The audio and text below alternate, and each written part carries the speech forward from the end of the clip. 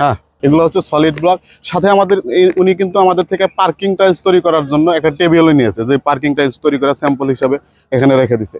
তো বন্ধুরা সাথে থাকুন। আর আমাদের বালুগুলা মিক্সার মেশিনে দেওয়ার জন্য এখান থেকে সরাসরি আপনার এই মালগুলা চলে আসবে হপারের মধ্যে।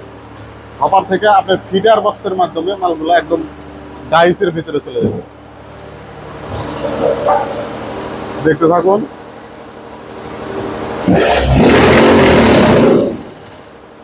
এই হচ্ছে ডাইসের মধ্যে আমাদের মাল দেওয়া হয়ে গেল। এরপর উপরের চাপটা নামায়া দেবে।